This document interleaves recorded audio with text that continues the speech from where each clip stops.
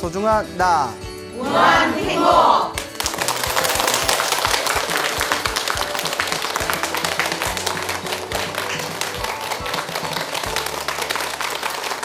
예, 만나서 반갑습니다. 예, 광우 스님이라고 합니다. 자, 오늘 또 여러분들에게 재미난 이야기를 들려드릴 텐데요. 여러분 혹시 용이라고 들어보셨어요? 예, 용, 이렇게 하늘을 날아다니는 용 있지 않습니까? 그래서 뭐 용 꿈꿨냐, 뭐 용 꿈꾸면 로또 사야지, 뭐 이런 얘기 있고요. 또 뭐 용용 죽겠지, 맞나요? 예? 예, 뭐 아닌 것 같은데. 예. 그래서 용. 근데 이제 용들의 왕을 용왕이라고 해요. 근데 이제 용왕이라는 개념이 2600여 년 전 불교에도 있었어요. 근데 이제 여러분 오늘 이제 용왕에 대한 이야기를 들려드릴 텐데, 불교에서 말하는 용왕이랑 여러분들이 생각하는 용왕이랑 약간 개념이 달라요. 그러니까 여러분들이 생각하는 용 있죠? 그 용 그림 본 적 있죠? 뭐 뱀같이 생겼는데 머리에 이제 뿔이 사슴뿔이 나 있고, 뭐 비늘이 잉어 비늘로 돼 있고, 막 수염 같은 것도 나 있고, 그리고 다리를 가지고 있잖아요. 네, 맞습니까? 네, 인도의 용은 나가라고 불러요. 뭐라 부른다? 네, 나가. 뭐 나가라는 거야? 예. 그 나가라고 부르는데, 그 인도에서 말하는 용은 우리나라에서 말하는 이무기에 가까워요. 그러니까 큰 뱀이에요. 엄청나게 긴 뱀, 다리가 없이 긴 뱀을 용이라고 불렀어요. 그러니까 우리 동양에서 말하는 이무기에 가깝죠. 자, 하여튼 이제 2600년 전에도 이 나가라는, 인도 말로 나가라고 해가지고 용이란 게 있었고, 인도에서 말하는 용은 큰, 아주 길다란 큰 이제 뱀 같은 모습이었고, 그리고 그런 용들의 왕이 있었대요. 이 용들의 왕을 용왕이라고 하는데, 이 용왕은 신통력이 있었다고 합니다. 신통력이 있었다라고 이제 이야기를 합니다. 그래서 불교에서도 이 용과 용왕에 대한 이야기가 부처님 가르침에 굉장히 자주 나옵니다. 그래서 이 신통력을 부리는 용왕들이 사람을 해코지할 때도 있고, 혹은 부처님한테 귀의해서 부처님 아래에서 불법을 배우면서 우리 불제자와 부처님의 가르침을 보호하고 옹호해주는 역할도 합니다. 그래서 이 용왕 이야기가 굉장히 자주 나오는데, 또 오늘 여러분들에게 이 용왕에 얽힌 재미난 이야기를 해드릴까 합니다. 지금 부처님 시대를 석가모니 부처님 시대라고 해요. 석가모니 부처님 다 들어보셨죠? 그래서 이제 석가족, 석가모니의 석가가 석가족에서 난 뜻이에요. 뭐 우리 무슨 족 있잖아요. 근데 이제 석가족에서 나온 모니가 성자란 뜻이에요. 그러니까 석가모니 하면 어디서 나오신 성자? 석가족에서 출현하신 성자다 해서 석가모니. 인도말로는 샤카무니라고 해요. 샤카무니. 그래서 이제 우리 발음으로는 석가모니라고 하는데, 근데 지금 우리 부처님 시대를 석가모니 부처님의 시대라고 하고, 미래에 오실 부처님을 어느 부처님이라고 하죠? 예, 미륵 부처님이라고 해요. 석가모니 부처님 이전에 부처님이 또 계셨어요. 미래에 오실 부처님이 미륵 부처님이듯이 석가모니 부처님 이전의 부처님은 무슨 부처님이라고 하죠? 모르죠. 예, 가섭 부처님. 예, 그래서 가섭불이라고 불러요. 가섭 부처님. 아마 소나무를 자주 보신 분들은 제가 중간중간 이야기를 몇 번 했기 때문에 기억이 나실 거예요. 무슨 부처님이다? 가섭 부처님. 예. 그래서 이제 가섭 부처님 시대 때 어느 스님이 계셨대요. 어느 젊은 스님이 계셨는데, 이 젊은 스님이 아주 사소한 계율을 어겼답니다. 무슨 계율을 어겼다? 예, 아주 사소한 자그마한 계율을 어겼는데, 이 젊은 스님 마음에는 이렇게 작은 계율 좀 어겼다고 무슨 일이야 있겠냐 하고 신경을 안 쓰다가 이제 열심히 수행을 하다가 죽을 때가 되었을 때, 자기가 젊은 시절에 실수했던 그 작은 계율을 어긴 게 딱 생각이 나더래요. 순간 마음에 후회심과 죄책감이 밀려오더래요. 그러면서 그 자그마한 계율을 어겼던 젊은 시절이 떠오르면서 마음이 이렇게 후회하는 마음이 딱 일어나면서 딱 죽어버렸어요. 그래서 눈을 떠봤더니 용왕으로 태어났대요. 여러분, 용왕으로 태어났다니까 되게 좋은 것 같죠? 불교에서는 용왕을 그냥 높이 안 쳐요. 불교에서는 육도 윤회를 한다고 해요. 무엇을 한다? 6가지 세상을 돌고 도는데 6가지 세상이 지옥, 아귀, 축생, 아슈라, 인간, 천상, 이 6가지를 태어나고 죽고를 반복하거든요. 지금 우리는 어떤 몸으로 태어난 거죠? 인간, 사람으로 태어난 거잖아요. 사람의 몸으로 태어났지만 우리가 동물이나 짐승을 축생이라고 해요. 자, 그럼 질문. 용은 어디에 들어갈까요? 예, 이묵인데 이 6개 중에서 모르면 대답하지 마요. 미안해요. 잘했어요. 예. 자, 이 6가지 세상에서 어디에 들어갈까요? 용은? 그렇죠. 축생에 들어가요. 용은 축생에 들어갑니다. 짐승에 들어가요. 근데 짐승 중에서도 좀 특별한 힘을 갖춘 짐승. 그러면 용들의 왕은 용왕은 어디에 들어갈까요? 예, 축생입니다. 그러니까 우리 입장에서 전생에 열심히 돌을 닦았던 스님이 축생, 용들의 왕으로 태어난 게 좋은 걸까요? 안 좋은 걸까요? 예, 좋은 게 아니에요. 우리 한국 불교 문화에서는 무슨 용왕이 신통력이 있고 뛰어난 힘을 갖춰서 뭐 용왕제도 올리고 용왕도 모시는 분들이 있잖아요. 엄밀히 부처님의 가르침의 입장에서 보면 용왕이 수행하는 입장에서 다시 용왕으로 태어난 거는 그렇게 좋은 게 아니에요. 차라리 하늘색에 태어난 것보다도 못해요. 근데 우리는 용왕을 굉장히 높이 생각했죠. 물론 신통력이 있어서 좀 높은 부분도 있지만 수명이 길고 신통력이 높지만 도 닦는 입장에서는 좋은 몸이라고 할 수 있다 없다? 없다라는 거예요. 오늘 새로 아셨죠? 그래서 평생 절에 다녀도 이걸 잘 모르는 분들이 계시더라고요.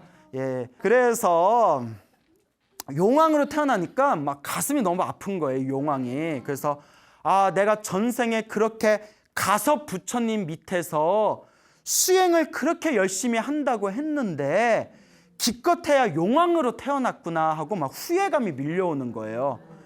그래서 우리 불교에서는 이런 이야기가 있습니다. 평소에 화를 잘 내는 사람, 짜증을 잘 내고 화를 잘 내는 사람. 여러분 화 잘 내요, 못 내요? 뭐 자기 입으로 그렇게 낸다고 크게 얘기할 건 없는데 평소에 화를 잘 내는 사람은 죽은 뒤에 독사로 많이 태어난대요. 예, 화 잘 내요 하는 분, 예, 다음 생에 이제 독사로 태어날 확률이 크겠네요. 왜냐하면 항상 독을 품고 있잖아요. 화를 잘 내는, 화가 독이에요. 독을 뿜어내는 버릇에 의해서 그 악업으로 독사로 태어난다. 그리고 이런 얘기했어요. 어느 큰 스님이 화를 굉장히 잘 내요. 화를 굉장히 잘 내는데 독사들의 왕이 용이래요. 독사들의 왕이 용이고 용들의 왕을 뭐라고 한다? 용왕이라고 부르는 거예요. 그래서 어느 큰 스님이 평소에 화를 잘 내는 성격이 있었는데 대신 도는 열심히 닦았대요. 수행을 열심히 해가지고 다음 생에 용왕으로 태어났대요. 그 이야기는 무엇이냐? 화를 잘 내는 업보 때문에 뱀의 몸을 받았지만 또 무엇을 열심히 했기 때문에? 수행을 열심히 했기 때문에 뱀들 중에서도 뭘로 태어났다? 용왕으로 태어났다. 이런 얘기가 불교 경전이나 가르침을 보다 보면 이런 얘기가 짭조름하게 가끔씩 나와요. 그러니까 이 스님도 죽기 전에 어떤 강력한 후회심을 일으키면서 죽어서 용왕으로 태어납니다. 근데 이 용왕으로 태어나면 수명이 엄청나게 길대요.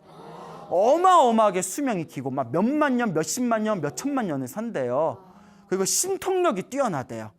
그 용왕이 가진 신통력 중에 하나가 마음대로 사람으로 변신할 수가 있대요. 사람으로 변신할 수 있는 그런 신통이 있는데 어느 날 이제 수많은 세월이 흐른 뒤에 이 용왕이 전생의 스님이었던 용왕이 이제 용왕의 이름이 에라 까빠사예요.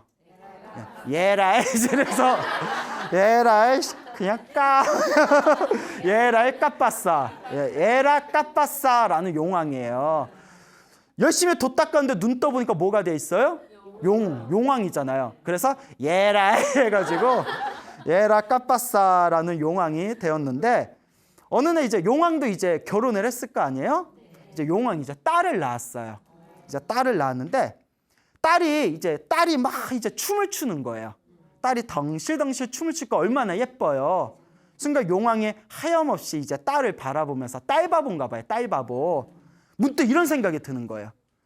이 세상에 부처님이 출현하셨을까 안 출현하셨을까? 그러니까 가섭 부처님은 세상을 떠나셨잖아요. 그 다음에 이제 또 미래의 부처님이 오시잖아요. 가섭 부처님이 세상을 떠나시고 오신 부처님이 누구라고 했죠? 석가모니 부처님. 이제 또 눈치 없이 미륵 부처님 하는 사람이 있어. 아, 그래요? 자, 석가모니 부처님이 세상을 떠나시면 이제 누가 오신다고 했죠? 그렇죠. 미륵 부처님이 오신 거예요. 그래서 이제 가섭 부처님이 세상을 떠나시고 지금 미래 세상에 부처님이 새로 나타나셨을까 안 나타나셨을까? 내가 한번 알아봐야겠다. 그래서 내 딸을 아름다운 여자의 모습으로 변신시켜서 춤을 추면서 노래를 하되 4가지 질문으로 노래를 하자.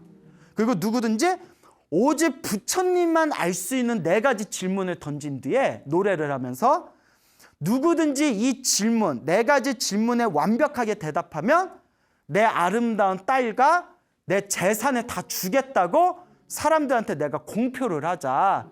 그래서 이 4가지 질문을 완벽하게 맞추는 사람이 혹시 있다면 이 세상에 누가 출현했다는 뜻일 거다? 부처님이 세상에 출현하신 뜻일 것이다 라는 생각을 일으킵니다. 그래서 이제 딸을 아름다운 여자의 모습으로 만든 뒤에 춤을 추게 하고 노래를 부르게 하면서 세상의 모든 사람들이요, 내 딸이 4가지 질문을 던질 텐데 4가지 질문에 대답을 한다면 누구든지 내 아름다운 딸을 데려가서 신부로 맞이하고 누구든지 내가 가지고 있는 전 재산을 다 주겠다라고 공표를 합니다. 그러니까 이제 남자들이 뭔데 딸이 얼마나 예쁜다고 딱 봤더니 예뻐. 남자는 똑같아. 예쁘다. 그 4가지 질문만 맞추면 되잖아요. 그래서 그냥 온 세계에 있는 사람들 다 몰려드는 거예요. 전국에서. 딸이 아름답게 딸이 춤을 추고 노래를 부르면서 다음과 같은 4가지 질문을 던졌답니다. 잘 기억해 보세요. 내 질문 던질 거예요. 자, 첫째, 어떤 것을 다스려야 진정한 왕이라고 하는가? 어떤 것을 다스려야 진정한 왕이라고 하는가? 둘째, 어떤 왕이 번뇌의 지배를 받는 왕인가? 어떤 왕이 번뇌의 지배를 받는 왕인가? 셋째, 번뇌에서 벗어나려면 어떻게 해야 되는가? 번뇌에서 벗어나려면 어떻게 해야 되는가? 벌써 헷갈려지죠? 어떡하냐? 나 질문 던질 건데. 막 긴장했어, 표정들이. 자, 넷째. 그러니까 이제 셋째가 번뇌에서 벗어나려면 어떻게 해야 되는가? 넷째, 어떤 사람이 어리석은 자인가? 어떤 사람이 어리석은 자인가? 자, 다 기억했죠? 네. 자, 첫째 뭐라고요? 어떻게든 좀 나오려고. 그렇죠. 예. 근데 이제 긴장하지 마시고요. 예, 다시 한번 말씀드릴게요. 어떤 것을 다스려야 진정한 왕이라 하는가? 둘째, 어떤 왕이 번뇌의 지배를 받는 것인가? 셋째, 번뇌에서 벗어나려면 어떻게 해야 되는가? 넷째, 어떤 사람을 어리석은 자라고 하는가? 이 4가지 질문을 던졌는데 아무도 용왕이 흡족할 만한 대답을 하질 못하는 거예요. 그래서 그렇게 수많은 세월이 흘렀대요. 수많은 세월이 흘렀지만 용왕과 용왕의 딸들은 신통력이 있어서 오래 살잖아요. 그러니까 그 오랜 세월 동안 보름에 한 번씩 보름달이 뜨면 이 용왕의 딸이 이제 춤을 추면서 이 4가지 질문을 던지면서 노래를 부르는 거예요. 누구든지 이 4가지 질문의 답을 맞춘다면 모든 재산을 주고 아름다운 용왕의 딸을 주겠다. 자, 그렇게 이제 오랜 세월이 지납니다. 그리고 비로소 용왕이 그토록 기다리던 부처님이 세상에 출현하셔요. 그분이 2600년 전 이 역사 속에 출현하셨던 석가모니 부처님이세요. 자, 석가모니 부처님이 세상에 다 출현하시고 이제 얼마의 시간이 지난 뒤에 어느 날 아침에 부처님께서 나무 아래에서 다 앉으셔서 지혜의 눈으로 세상을 살펴보셨대요. 왜 지혜의 눈으로 세상을 살펴보냐? 내가 제도해야 할 중생이 어디에 있는가? 나와 인연 있는 중생이 어디에 있는가? 내가 지금 도와줘야 할 중생이 어디에 있는가 하고 나무 아래에서 지혜의 눈으로 세상을 싹 살펴봤답니다. 살펴보다가 순간 부처님 지혜의 눈에 2명의 존재가 딱 걸려요. 레이더로 뚜뚜뚜뚜뚜 하다가 딱딱 걸리는 것처럼 두 명의 존재가 딱 걸립니다. 부처님 지혜의 눈에. 오늘 제도해야 할 두 명의 인연 있는 사람들 발견하게 돼요. 그게 오늘의 주인공이 에라, 까빠사, 용왕과 웃다라라는 청년이 딱 걸려요. 이름이 뭐라고요? 웃다라. 예, 웃다 죽어. 예. 그래서 웃다라, 그 용왕하고 웃다라가 딱 레이더에 걸리면서 오늘 내가 마땅히 이 두 사람을 제도할 인연이 있구나.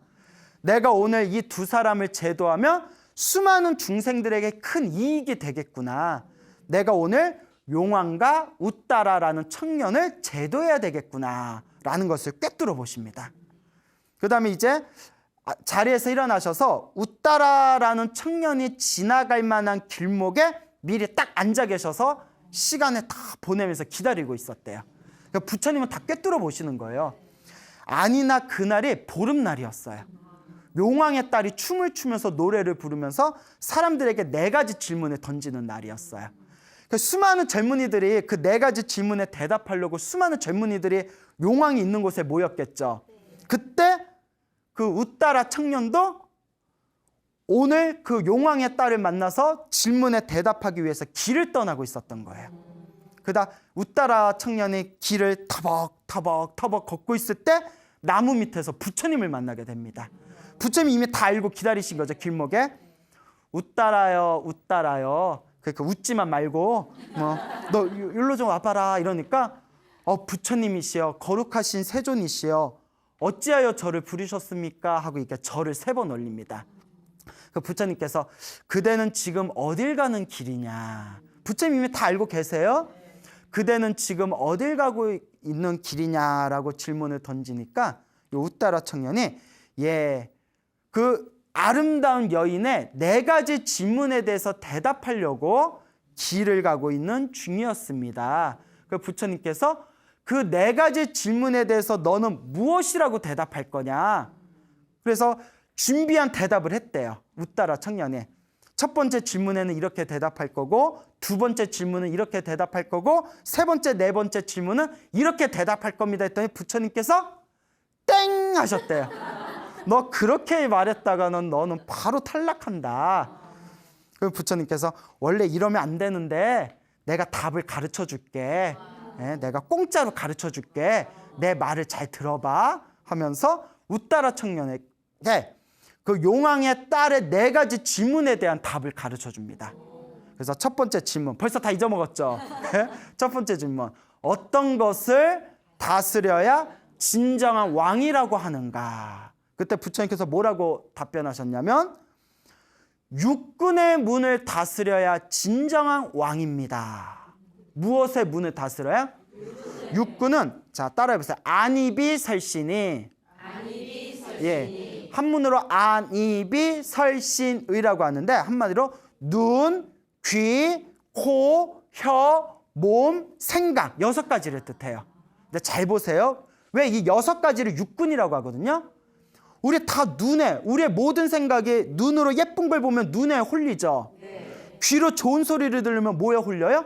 귀에 홀리죠. 아주 향기로운 냄새를 맡으면 코에 홀리죠. 맛있는 음식을 먹으면 혀에 홀리죠. 뭐 야들야들한 촉감을 만지면 몸뚱아리 느낌에 홀리죠. 그리고 끊임없이 우리는 무엇에 홀리죠? 생각에 홀리죠. 이게 번뇌라는 거예요. 무엇이 진정한 왕이냐? 어떤 것을 다스려야 진정한 왕이냐? 안, 이, 비, 설, 신, 의. 육군이라고 합니다. 눈, 귀, 코, 혀, 몸, 생각에 속지 않고 이 6가지를 잘 다스리는 사람을 진정한 왕이라고 부른다 라고 답을 가르쳐 주셨고, 두 번째, 어떤 왕이 번뇌의 지배를 받는 왕인가 라고 했을 때 부처님께서 번뇌를 즐기는 자가 번뇌의 지배를 다스리는, 번뇌의 지배를 받는 왕이다. 무엇을 즐기는 자가? 번뇌를 즐기는 자가. 그러면 어떻게 해야 번뇌를 벗어날 수 있는가? 세 번째 질문이었죠. 번뇌를 즐기지 않으면 번뇌에서 벗어날 수가 있다. 그 다음에 네 번째가 어떤 사람을 어리석은 자라고 하는가? 번뇌를 즐기는 자를 어리석은 자라고 한다. 라고 네 가지 질문에 대해서 답을 하십니다. 그러니까 한마디로 모든 게 다 번뇌고 이 번뇌는 6가지를 통해서 나온다는 거예요. 눈, 귀, 코, 혀, 몸, 생각. 이 6가지로 인해서 펼쳐지는 번뇌를 어떻게 해야 진정한 왕이다?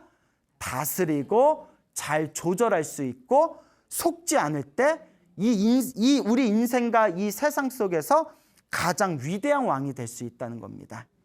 자, 그래서 부처님께서 이 네 가지 질문에 대한 답을 가르쳐 주시면서 또 이렇게 이야기하십니다. 그대가 이 네 가지에 대해서 질문에 대해서 답을 딱 얘기하면 저쪽에서 엄청 놀랄 거다. 깜짝 놀라면서 혹시나 하고 2가지 질문을 더 던질 것이다. 부처님 그것까지 다 꿰뚫어 보시는 거예요.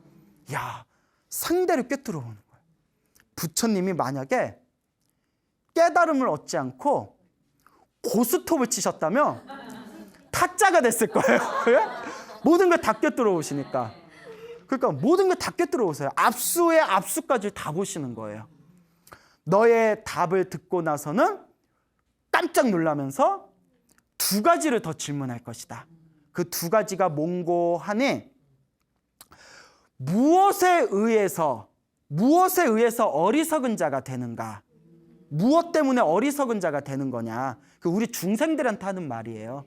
무엇 때문에 사람은 어리석은 자가 되느냐? 그 다음에 2번째가 어떻게 해야 번뇌를 떨쳐버리고 열반을 얻을 수 있겠느냐? 열반이라는 것은 불교에서 말하는 깨달음의 세계를 뜻해요. 완전한 행복의 세계를 열반이라고 합니다. 그래서 만약에 2가지 질문을 새로 던지면서 무엇에 의해서 어리석은 자가 되는 것이냐라고 질문을 던지면 번뇌의 홍수에 의해서 어리석은 자가 되는 것입니다 라고 대답해라. 그리고 어떻게 해야 번뇌를 떨쳐버리고 열반, 영원한 행복을 얻게 되느냐라고 질문을 하면 번뇌를 떨쳐버리고 집착을 떨쳐버리면, 번뇌와 집착을 떨쳐버리면 열반을 얻을 수가 있습니다 라고 대답해라. 그러면 이 질문에 대해서 그대는 승리자가 될 것이다 라고 이야기를 듣게 됩니다. 그래서 이제 우따라 청년이 부처님의 다 가르침을 듣는 순간 그 자리에서 마음이 확 열리면서 수다원가가 됩니다. 무엇이 됐다? 수다원가. 그래서 제가 소나무에서 굉장히 여러 번 얘기를 했는데 또 지금 처음 들은 것 같은 표정을 지으신 분들이 계셔서 심히 마음이 울렁거리네요. 지금 굉장히 자주 얘기했는데 막 정신이 혼미해지는데, 예, 그래서 부처님의 거룩한 제자로서 깨달음을 얻어서 욕망과 번뇌를 벗어나신 분을 아라한이라고 해요. 뭐라고 한다? 그래서 절에 가면 나한전이라고 있거든요. 그래서 모든 욕망과 번뇌가 사라진 거룩한 성자를 아라한이라고 부르는데, 아라한이 되려면 4단계를 거쳐야 돼. 몇 단계? 4단계. 4단계를 거쳐야 되는데 아라한이 되는 4단계 중에 1단계가 수다원이에요. 아라한이 되는 4단계에서 첫 단계가 1단계가 수다원이에요. 그래서 수다원이 딱 되면, 수다원이라는 깨달음의 존재가 되면 아라한이 저절로 보장된 거예요. 거룩한 성자가. 그래서 불교에서는 굉장히 귀중하고 소중한 깨달음의 경지예요. 그래서 이 우따라 청년이 부처님의 법문을 듣는 순간 그 자리에서 뭐가 됐다? 예, 수다원, 아라한이 될 수 있는 4단계 중에서 1단계 수다원이 된 겁니다. 그러니까 불교에서 굉장히 높은 깨달음의 경지예요. 그래서 이제 수다원가를 얻은 뒤에 이제 부처님의 이제 가르침을 받고 용왕이 있는 곳에 갑니다. 벌써 이제 용왕의 딸이 아름다운 모습으로 춤을 추면서 4가지 질문을 던지면서 노래를 부르겠죠. 그 수많은 남자들이 다들 탈락을 해요. 그래서 수많은 남자들 틈 사이로 우따라가 이제 비집고 들어가서 용왕의 딸 앞에 딱 멈췄습니다. 내가 그대의 질문에 대답을 하겠어. 나에게 질문을 던지시오. 그러니까 용왕의 딸이 다시 4가지 질문을 던집니다. 어떤 것을 다스려야 진정한 왕이라고 합니까? 그때 웃다라 청년이 안입이 설시니 육군의 문을 다스리면 진정한 왕이라고 합니다 하고 답하는 순간 옆에 듣고 있던 용왕이 깜짝 놀라는 거예요. 이거 뭐지? 이거 진짠가? 그러니까 한마디 딱 듣고 이런 답은 부처님밖에 할 수가 없으니까 육군의 문을 다스려야 진정한 왕이 됩니다. 왜냐하면 다른 청년들은 어떤 것을 다스려야 진정한 왕이라고 합니까? 뭐 싸움을 잘해야 됩니다. 병법을 잘해야 됩니다. 리더십이 좋아야 됩니다. 뭐니 해도 돈이 많아야 됩니다. 그래야 왕 노릇도 합니다. 뭐 이런 질문을 던졌는데 내 눈, 귀, 코, 혀, 몸, 생각에 속지 않고 이 6가지를 잘 다스려야 진정한 왕이라고 합니다. 그 깜짝 놀란 거예요. 그러니까 이제 용왕의 딸이 두 번째 질문을 던집니다. 어떤 왕을 번뇌의 지배를 받는 왕이라고 합니까? 번뇌를 즐기는 자가 번뇌의 지배를 받는 왕입니다. 또 세 번째 질문을 던집니다. 어떻게 해야 번뇌를 벗어날 수 있습니까? 번뇌를 더 이상 즐기지 않는다면 번뇌에서 벗어날 수가 있습니다. 그 마지막 네 번째 질문을 던집니다. 어떤 사람이 어리석은 자입니까? 끊임없이 번뇌를 즐기는 자가 어리석은 자입니다. 용왕이 깜짝 놀라면서 부들부들 떨면서 믿을 수가 없다. 믿을 수가 없다. 정말 이 세상에 부처님이 출현하신 것인가? 그리고 부처님 예상대로 질문 2가지를 더 던져요. 혹시나 하는 마음에. 타짜야, 타짜. 예? 깨달은 게 타짜예요, 부처님께서는. 그래서 압수까지를 다 꿰뚫어 보신 거예요. 부처님께서는 너무나 위대하시죠? 그래서 용왕이 2가지 질문을 또 부처님이 예상한 2가지 질문을 던집니다. 그래서 우리 중생은, 우리 인간들은, 우리 일반 중생들은 무엇 때문에, 무엇에 의해서 어리석은 자가 되는 겁니까? 이미 부처님께 다 배웠잖아요. 번뇌의 홍수에 의해서 어리석은 자가 되는 겁니다. 그러면 어떻게 해야 번뇌를 떨치고 영원한 행복을 얻을 수가 있습니까? 그때 부처님께 배운 대로 웃다라 청년이 이렇게 얘기합니다. 집착을 떨쳐버리면, 무엇을 떨쳐버리면?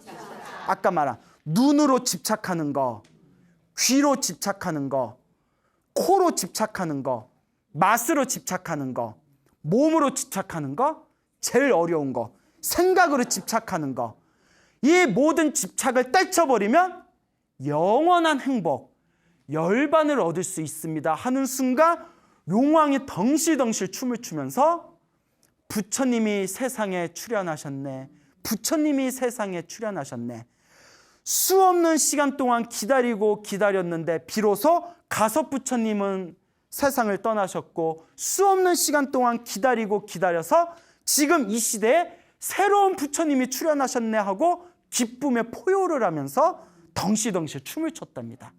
그리고 웃다라 청년한테 갑니다. 그대는 모든 답을 맞췄다. 근데 이런 답은 오직 부처님만 답할 수가 있다. 내가 원하는 완벽한 답을 말했다. 청년이여, 부처님은 어디에 계시느냐? 이게 그래서 나온 얘기가 부처님 손바닥 아니다. 무엇이다? 부처님 손바닥 아니다. 부처님 이걸 다 꿰뚫어 보신 거예요. 아침에 나무 아래 앉아서 지혜의 눈으로 세상을 다 비춰보시고 2명의 존재가 걸려들었다고 했죠.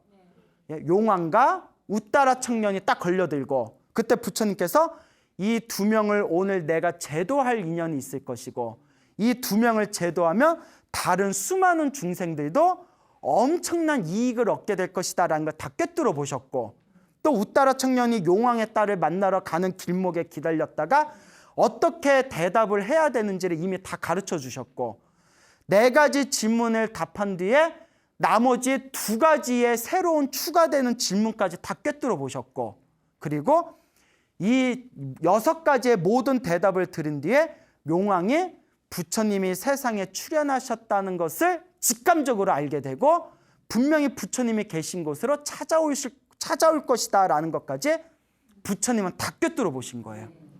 그래서 부처님의 지혜는 일반 중생으로서는 헤아릴 수가 없다네 라는 게 그래서 경전에 나오게 됩니다.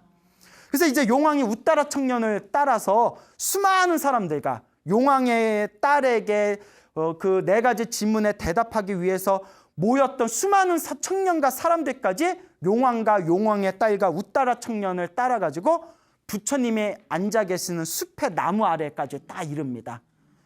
그래서 이제 용왕이 부처님이 나무 밑에 다 앉아 계시니까 막 감동에 겨워서 눈물을 펑펑 흘리는 거예요.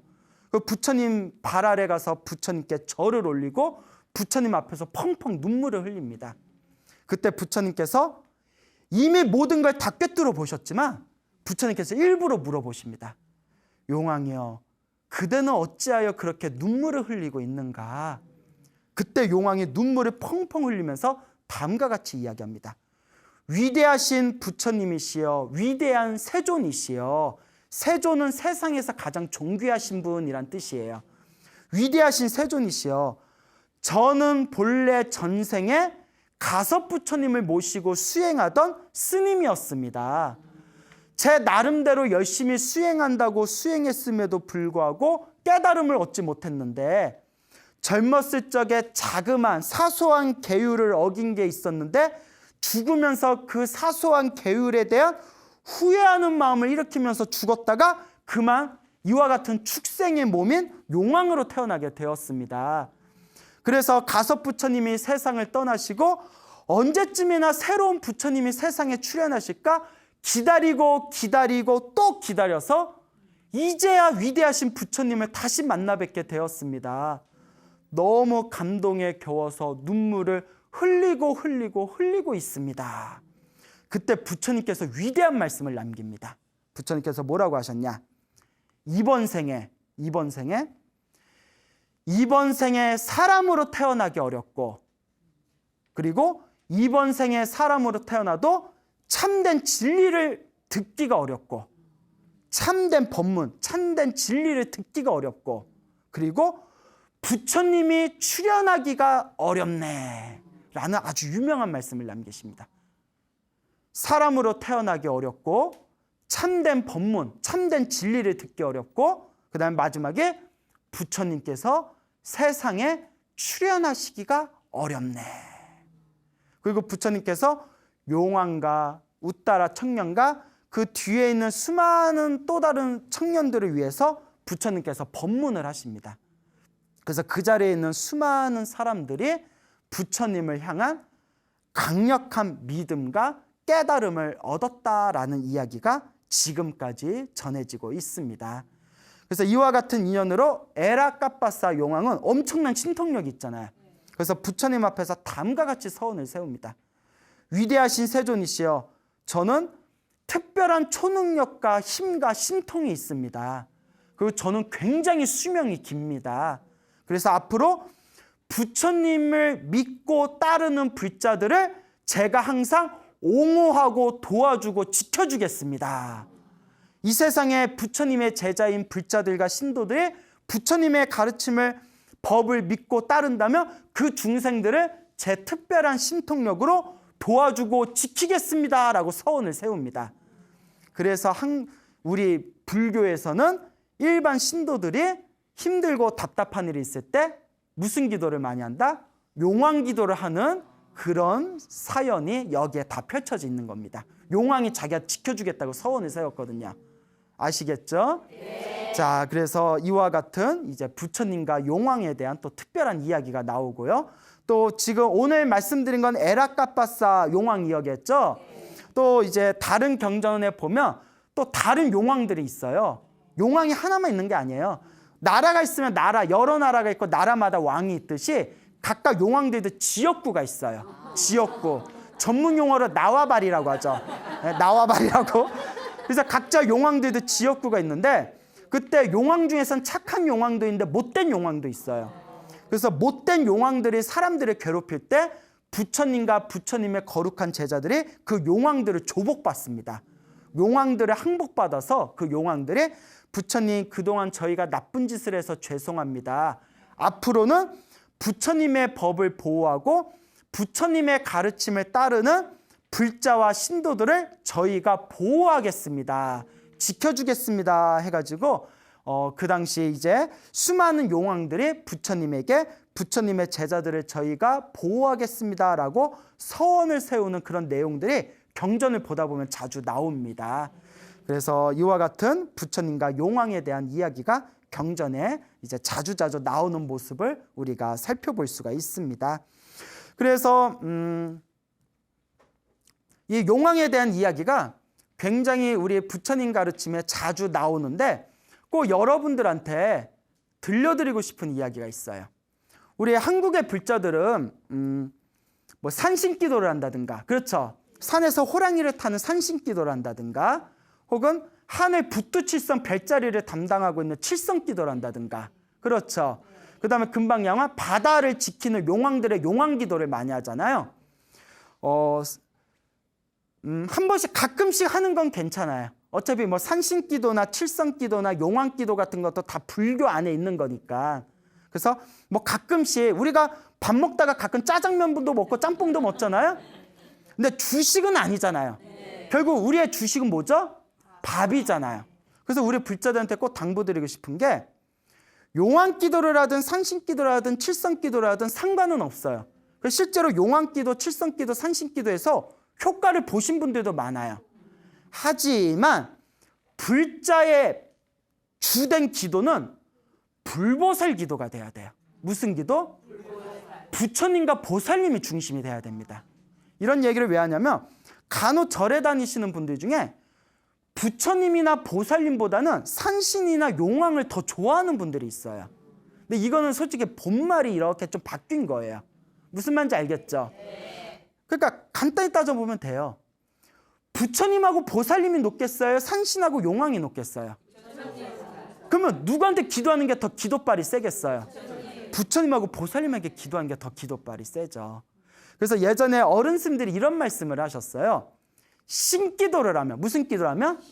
예, 산신기도나 용왕신, 용왕기도나 신기도를 하면 효과는 빠른 것 같대요. 성냥으로 탁 하고 불길이 나는 것처럼 효과는 빠른 것 같은데 여러분 성냥불이 오래 가요? 짧게 가요? 기도빨이 오래 못 간대요. 효과는 빠른 것 같은데 기도빨이 오래 못 간다. 그런데 불보살 기도는 부처님과 보살님께 하는 기도는 이게 효과가 있나 없나 더딘 것 같지만 불보살님께 기도하는 거는 산에다가 불을 지른 것 같아요. 그렇다고 산에다 불 지르면 안 돼요? 비유를 들자면 또 그렇다고 산에다 뭐 기도하다 산에다 불 지른대? 뭐 이런 식으로 산에다 불을 지른 것 같아서 성냥개비의 불하고 비교할 수가 있다 없다? 불보살한테 기도한 거는 오래 간대요. 오래 가고 더 뜨겁고 더 화려하대요. 그래서 옛날에 기도를 많이 하신 큰 스님들도 기도빨을 깔짝깔짝 빨리 받는 재미에 산신기도나 용왕기도 같은 걸 많이 하시는 분들이 있지만 진정한 불자라면 무슨 기도를 많이 해야 된다? 부처님과 보살님께 기도를 많이 올려야 된다라는 말씀을 많이 하셨습니다. 알겠죠? 그래서 이 이야기를 마무리하는 거는 또 제가 용왕기도를 했더니 또 한창 법화경기도, 금강경기도, 지향경기도 열심히 하시던 분이 그래? 몰라 나 오늘부터 용왕기도 할래. 뭐 이럴까 봐 걱정돼서 드리는 말씀이에요. 알겠죠?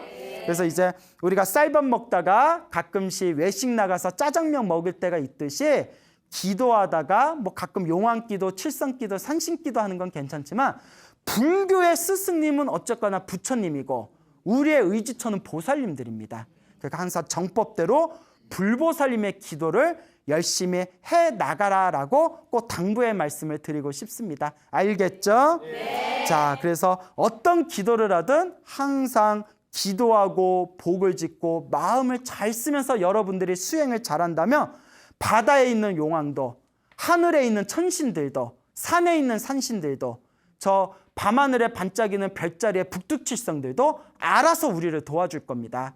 그러니까 제일 중요한 거는 항상 기도하고 복을 짓고 마음을 잘 쓰는 거. 그래서 오늘 배우셨죠? 무엇을 잘 다스려야 진정 왕이라고 한다? 육군. 다 기억나시죠?